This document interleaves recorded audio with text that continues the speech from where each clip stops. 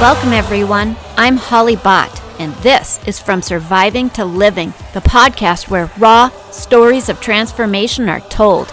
This is not just a podcast, it's the power of change.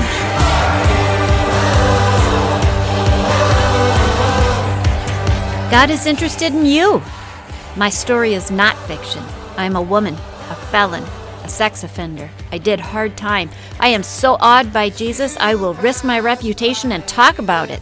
He transformed me. He will do that for you. I trust him. I hope you do too.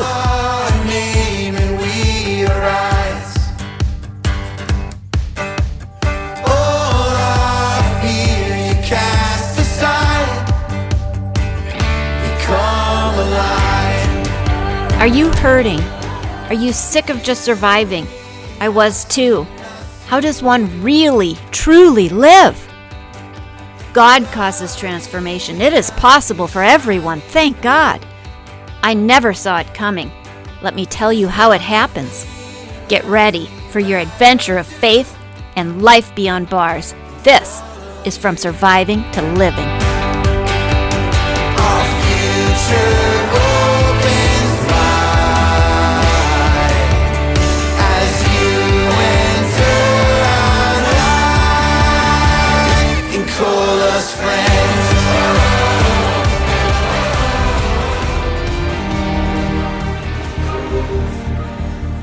Are you parenting in a difficult situation? Do you need solutions and strength? Join me on my journey through prison as I learned to be a mom despite distance and incarceration, from daily challenges to pride, as I follow my son on his own journey through the Army. Discover with me the secret to powerful parenting in any circumstance. Learn steps you can begin today. Listen until the end. You won't want to miss a word. This is No Pie and 6 months no shower. It was January 2012, and I worked in General Assembly inspecting gaskets at base pay, 50 cents an hour. Pie work, given out on seniority, paid $4 to $6 per hour. I set my sights on top pay and planned. I didn't have long to wait. One afternoon, prison guards entered, strolled through the room, and halted at a nearby desk. A co-worker doing pie work peered up in surprise. I held my breath and waited. I was next in line for pie work. All that stood in my way were the current employees doing the work. My hopes soared. Could this be the day, coming sooner than I expected? Stand up, they told her. My coworker set down her work, resignation on her face. As she stood, a guard clicked handcuffs on her wrists. The room, quiet before, was now dead silent. All eyes watched the drama. Work was boring, and this was something to talk about. The guards led my coworker out of the room and off to Seg. Boy, was I happy, delighted. I hope she never came back. Thank God for the police. God, however, was about to teach me a lesson about rejoicing at another's bad day. The next day, I came to work, eager to start earning top dollar for the first time. I was already spending future paychecks on imaginary canteen. Clenching 3 boxes of work, my boss left his office and made a path towards my desk. Humming happily, I watched him as he dropped the boxes on my desk. As my boss arranged the work in front of me, a phone began ringing behind him in his office. "Excuse me," he mumbled, shuffling off to answer it. I stared at the work on my desk and waited, toes tapping, still shopping in my head. A few minutes later, he returned and began scooping the boxes back up. Confused, I watched as he removed the boxes he'd delivered only minutes ago. Reading my expression, he announced, "I'm sorry. Our vendor just called. The pie work contract has been canceled. Please continue your regular work instead." Lurching back to his office, he stopped to pitch my dreams in the trash by the door. Shocked, my head felt wooden. I could not believe that had just happened. What are the odds of that timing? It felt like a cruel joke. Next, I thought, what are my options? I quickly discovered the other half of General Assembly still earned pie work. I immediately requested a transfer. I felt it couldn't happen soon enough. Transfer granted, I worked to learn this new job so I could do it well. It was a weird job, and I just wanted to understand expectations of me and how to do well so I could earn the most money possible. Praise was also welcome. March 19th, 2012. Email subject, we got the box. Email from Tommy. Message, hi Mom, we got the box you sent us. It's really nice. I love my hat and ring. The ring fits perfect and so does the hat. I sent you a picture with me wearing the hat. I hope you like it. Vivi thought the ring was hers, so good thing I got it first. Vivi loves the purse you sent her, and I painted my rocket for Camp Casey, navy blue. I will take a picture of that too and send it to you. Tim likes his hat too. I like the inside and I love you too. Struggling with depression, stability remained a challenge for me. 40 hours a week, banker's hours, an impossible task for me to perform consistently. We were all permitted 1 day off a month, and I always took it. Sometimes, usually, I risked an extra day. Due to my attendance record, I was never given a raise. As a result of my skill on the job, I was given the most difficult assignments. As I became a highly skilled technician, I was then refused pie work, which required no skill at all. Here again, I became frustrated beyond all measure. I was capable of great skill, yet I was too depressed to show up reliably. April 2nd, 2012. Email subject, Camp Casey. Email from Tommy. Message, I went to Camp Casey on Monday. I got back Wednesday. Camp was great. We took a tour of the town. A crow tried to poop on the tour guide. All of the buildings had false roofs. They still do because they want the old buildings to match the new buildings. Oh, and guess what? I would make you guess, but I can't hear you. The docks got so crowded. Then I went to the candy shop, the best, of course. I bought so much candy, but I had $5 left. I looked in the gift shop. There were swords in there, pirate flags, and shirts. It was cool. The previous fall, my oldest son, Noel, just after his 17th birthday, had joined the Army Reserves. This summer, the summer before his senior year of high school, he headed to boot camp. Noel began to write me letters soon after his arrival. Angry with my boss, I had become outraged and demanded pie work. My boss refused, and I decided to find a new job. I applied for 1 job, 2 jobs, 5 jobs, and waited. While I waited, Noel's letters, carried with him in his pockets over long marches and difficult exercises, often torn, worn, and sweat-stained, started to arrive. July 2nd. Hey Mom, sorry I haven't written. The first 4 days we weren't allowed to send mail out. I'm writing this during my fire guard shift. I'm pretty happy to finally be able to write to you. Nothing very eventful has happened here at Basic besides push-ups, screaming, and classroom time. I think about home. Here you start to miss even dumb stuff like Nickelodeon and Oreos, even just sleeping more than 5 to 7 hours, but I still do my best to push on. The food here is pretty good too, but we usually have like 1 minute to eat it. Well, my fire guard shift is over, so I have to wake up the next fire guards. I love you and miss you so much. I'm going to see you July 4th. Hi Mom, how's it going? I'm writing this during my first personal time. Today is the 4th of July and God bless America. We haven't done anything today. We've even gotten to eat everything on our tray. It's been great. I've also been really homesick today though, but I think that's because we've had so much time to think about home.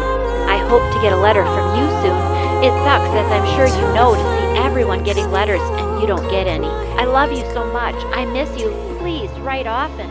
Love you. Waiting for a new job, feeling denied a transfer, my anger began spiraling out of control. Spitefully demanding a job change, I applied to the kitchen, rumored to be the worst job and always available. I was about to spiral into the depths of depression again. Transfer was finally granted. July 5th. Hey Mom, how are you? Today it's been a good day mostly. I'll be spending the night in the woods tomorrow. Could you save my letters? I want to reread them later on. Thanks. I love you and hope you have a great day. July 6th. Hey Mom, how are you? We had to name our N16s today and I named mine after you. I don't remember if I put this in the last letter, but I've learned to shave with a razor. It's fun to think that soon after I graduate, I will be able to have a contact visit with you. I can't wait for that day. I'm excited to get my first letter from you. Hopefully that will be soon. I will write you tomorrow. I love and miss you so much. Working in the kitchen, I had never been so poor in all my life. I had begun my job in the kitchen $15 in debt to the prison for a package I had mailed to the kids. I received no pay at all for more than a month in order to pay that back. Then, I began receiving a $3 paycheck every 2 weeks. Desperate, I began to steal. July 7th. Hey, Mom, how's your day been? Mine has been full of achievement. We've completed one of our far foot marches around 2 miles with 15 pounds of gear all the way to the gas chamber. Dun, dun, dun. The gas July 8th. Hey, Mom, how's your day? Mine's been pretty good. Tuesday, we have a combat lifesaver test. Then Thursday, we have our 2-2-2. 2 minutes of push-ups, 2 minutes of sit-ups, and a 2-mile run, and I think I can pass it. I can't wait to hear from you. I won't be able to send this until Tuesday, so I hope you are doing good, just like me. July 9th. I want the rest of my days in boot camp to be like today, because if they are, then it will be a breeze. Our DS even started to show a hint of pride today. That's almost like doing something great and getting your father's approval. Well, I gotta go to bed. I'll write you tomorrow. Love you tons and tons. When I was not working in the kitchen, I slept. I shut down. I slept 6 months straight, nearly night and day. I never showered. Other women began to whisper. I didn't even care. I didn't brush my teeth, and I slept. I rarely even went to work. I was scheduled to work 3 days a week, but I took so many days off I was shocked. I wasn't disciplined and fired. I didn't care.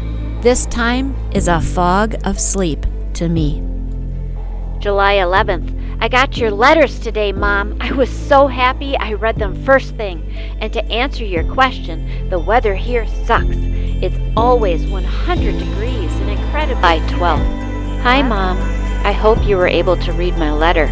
It was in my right shoulder pocket and got drenched in sweat. I'm sorry if my letters bounce around a lot. I'm just writing down my thoughts and July 13th. Hi, Mom. How was your day? Mine was a mixed day, mostly bad, but it had some good. My platoon managed to piss off our drill sergeant so much that they gave the entire platoon a counseling statement. 85% of the entire platoon also failed the land map test. July 16th. Hey, Mom. Today and yesterday have, for the most part, sucked. Our DS quit on us because most of my platoon can't shut up. So we've been forced to walk everywhere with our hands in our pockets and our heads down, everyone trying to tell us we're all failures. But what do they know? I'm hoping this will be an easier day. I think it will be. The one thing that mattered most to me was my children. I feared losing my connection with them. This motivated me to get out of bed, get to work when I did, and try. I cried often, and I struggled to the phone. I wrote letters to them, and I slept.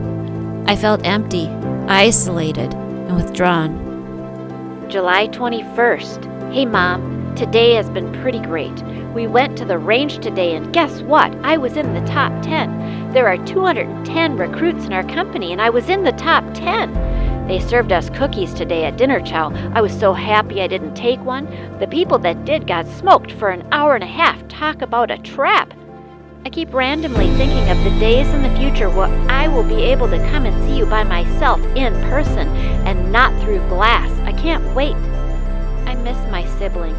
I bet they look so much older since they left. July 23rd. Today our DS split up our platoon between the people he could tell wanted to be here and those he could tell didn't. I made it to the good side. I was one of the first ones he called out. It felt so great.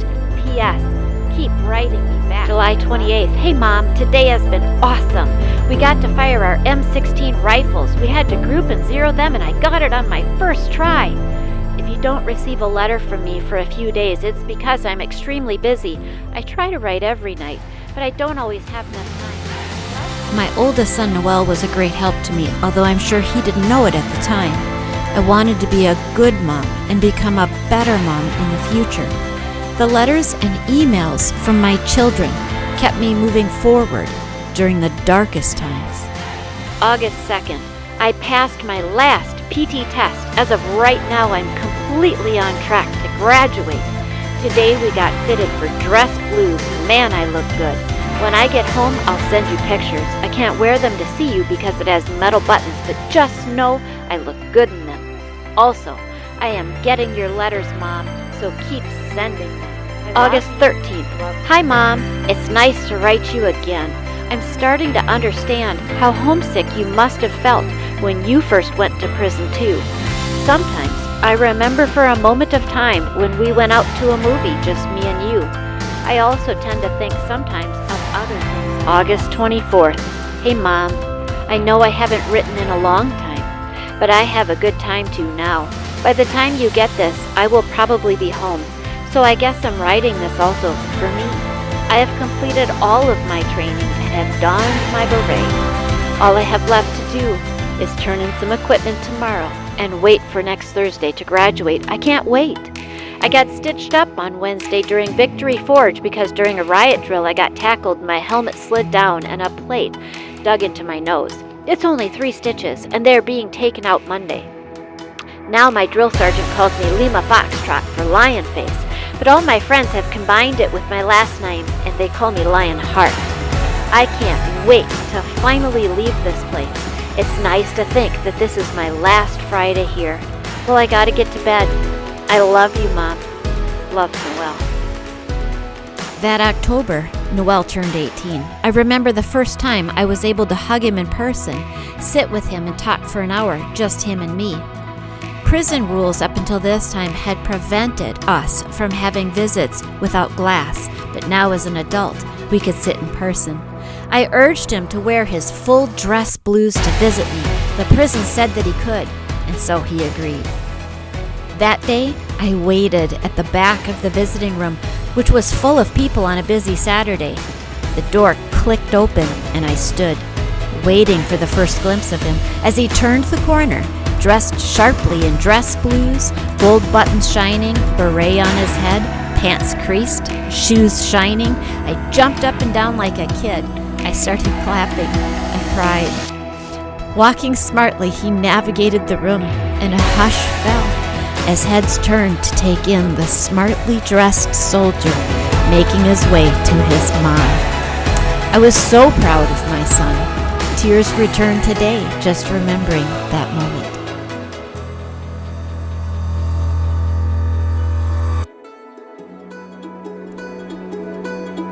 Listener, are you a parent in a challenging situation? I know how much you love your child, your children. You are not alone. Often circumstances like these can leave us feeling powerless and frustrated, searching for real help, maybe wishing for powerful friends or allies. I remember when I first began reading the Bible, I thought of God as an observer, a spectator. I was wrong. I didn't understand how powerful God is, how involved He is in each of our lives, in our hearts. God says, I am the Lord, more than 150 times in the Bible. Why? Exodus 6:8 tells us, I am the Lord. You have the pledge of my changeless omnipotence and faithfulness. His name is the evidence of His power and that He will do it. God also says often, my name is the Lord. Jeremiah 16:21 says, therefore, behold, I will make them know, yes, this once, I will make them know my power and my might, and they will know and recognize that my name is the Lord. God says in Isaiah, therefore my people shall know my name and what it means. And what does His name mean?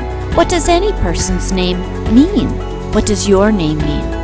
Well, there are many Tommies out there, but when I say Tommy, it means Tommy, my loving son, who at age 11 was emailing me, his mom, about Camp Casey. There are many Noelles, but when I say the name means Noelle, my son, who wrote me his mom in prison every day while he was in boot camp. Psalm 91 says, because you have made the Lord your refuge, the Most High your dwelling place, there shall no evil befall you, nor any plague come near your tent. For he will give his angels charge over you to accompany and defend and preserve you in all your ways. They shall bear you up on their hands, lest you dash your foot upon a stone.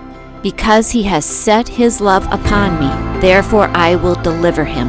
I will set him on high because he knows and understands my name, has a personal knowledge of my mercy, love, and kindness, trusts and relies on me, knowing I will never forsake him. No, never. He shall call upon me, and I will answer him. I will be with him in trouble. I will deliver him and honor him. With long life I will satisfy him and show him my salvation. So who is God to you? Make him your co-parent today. He is our most powerful ally, and he's always with your children. Begin a prayer life today and talk to God about everything on your heart. I know there are times when we can't even be with our children and haven't even seen them in years. Do not give up hope. God is with them even right now. You can pray right now for your children and know that you are talking to the very person who's in the room with your child right now. What a connection! An immediate connection with a lost son or daughter. What a beautiful bridge, and a powerful one. Let's start today. Dear Jesus, I pray for the person listening right now, and I pray for me, that you will teach us your name and what it means by experience. Thank you that we can parent our children with you and through you. Amen. Now, to him who by the power that is at work within us is able to do superabundantly, far over and above all that we dare ask or think, beyond our highest prayers, desires, thoughts, hopes, or dreams. To him be the glory. Be encouraged today.